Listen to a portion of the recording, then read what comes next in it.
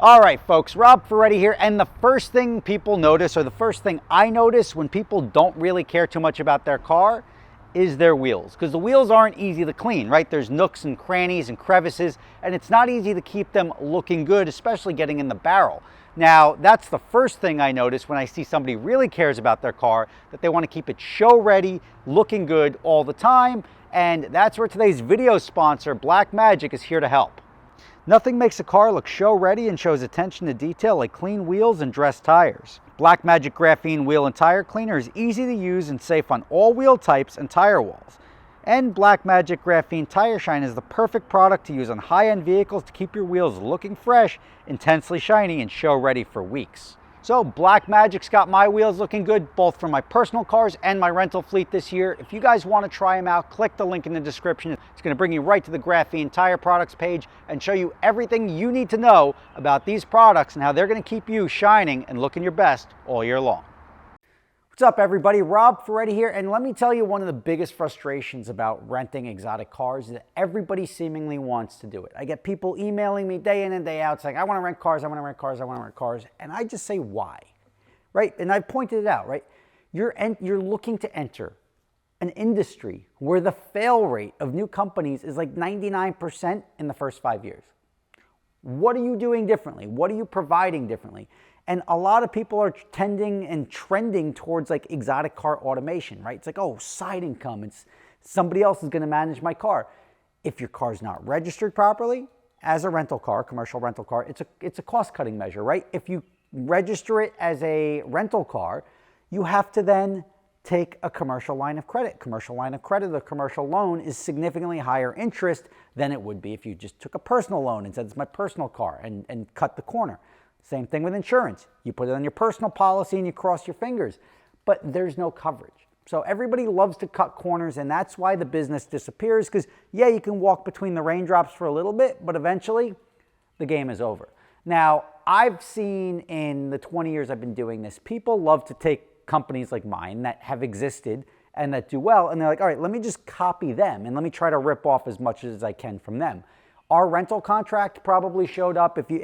And our website, you could look all over the internet and people just copied and pasted stuff of our website. They didn't even change the company name in their text. It still says like Gotham Dream Cars, or it has our address or something, because they're just so lazy. They're just trying to make something that they know works and take it from there. So our rental contract, there's people, hey, could you, before I rent from you, would you mind just sending me a copy of your rental contract?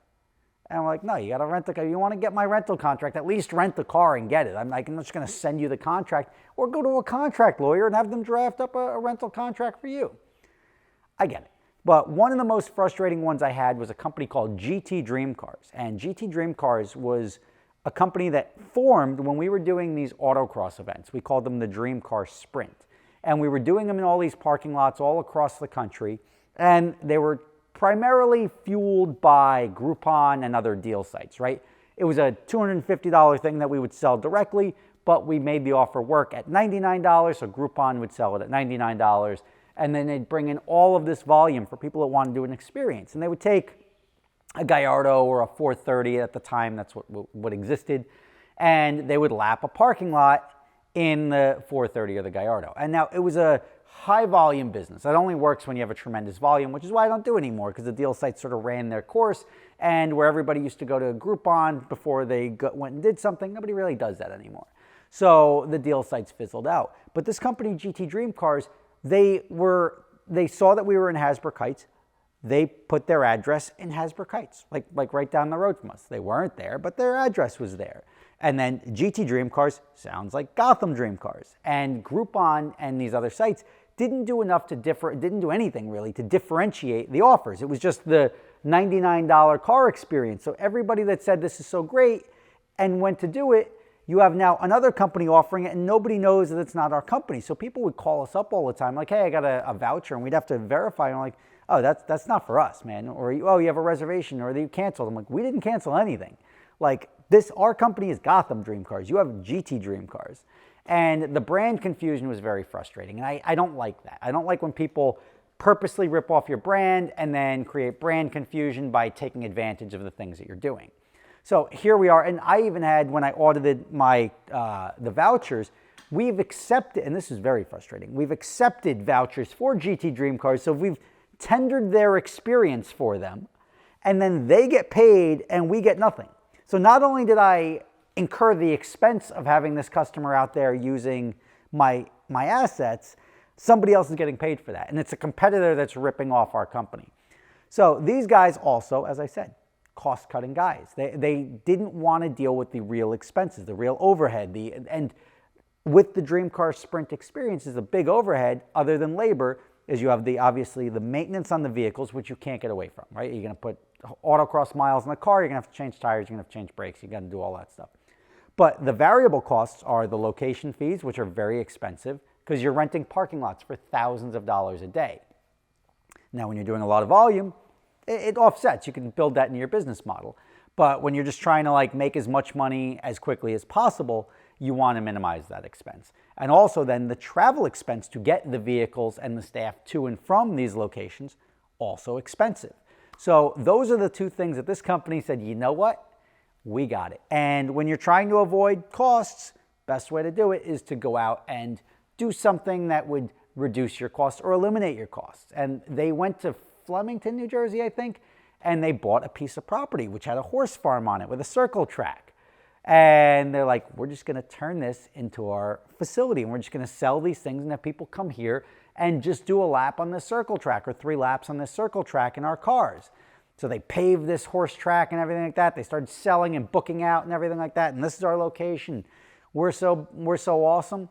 And which is nice because they were actually now providing less of a service than us who provided this in all the cities. They were now doing a fixed-based operation. Problem is you can't just take a horse track, which people love horses, right? Horses are lovely. They are nice to look at. They're quiet for the most part. And pave it and turn it into a motorsports facility. And that's what they did. And guess what? In the first day or two, the town came in, shut them down, cease and desist. They just didn't show up to court, didn't do anything. They just let the company fold under its own weight. Because the problem with Groupon is they gave you a lot of money up front. So say you sold $1.5 million in vouchers. They would pay you $1.2 million, and there'd be a $300,000 reserve on the back end. So they're using this cash flow to buy a property, and you can't use that cash flow. You know why? Because it's unearned income. It's in your bank, but that you're supposed to fill with and a lot of people do that. They take cash in for something, and until you redeem that service or you write that voucher off to revenue because nobody showed up eventually, you can't just spend that money. And that's what they did. They put all that money into the property. Obviously, the property was a bust because they couldn't use it, and they spent all this money to pave it, and they did this long-term investment into something that they used for a day, and it all collapsed. It was a spectacular failure. They went out of business. Groupon had to refund probably whoever complained or whoever, because they weren't providing anything. People were calling us up saying hey, could you take their vouchers? And I'm like, no. The answer is no. We're a competitor to them. They're ripping off our company. I know we sound similar. GT Dream Cars sounds like Gotham Dream Cars, but it's a different company, and they ended up going out of business like so many people do. And a lot of people, if you cut corners, you don't have a business. If you don't have proper insurance, if you don't have the stuff that you need, the insurance, commercial lines of credit, or you buy the stuff in cash, you're not a business. You're a hustle. A business has a value, right? Say they had a real business, they could sell that business. Even if your business isn't doing well, you could sell your restaurant because it's not doing well, and somebody else will revamp it or take the parts of it, and there'll be a value there. If you have a hustle, there's no value there. You're only as good as the cash flow you're creating. And a lot of people go that route, and they're like, oh, wow, cool. I'll just passive income. I love passive income. I've got this guy who's managing my car. But if you're doing it in an illegitimate manner, it's only a matter of time until something goes wrong and everything collapses. Lucky Lopez, another YouTuber out in Las Vegas, if you haven't seen him, a very smart guy, also in the rental car industry and also in the dealership industry and everything. So knows a lot of stuff, sees through all the headaches.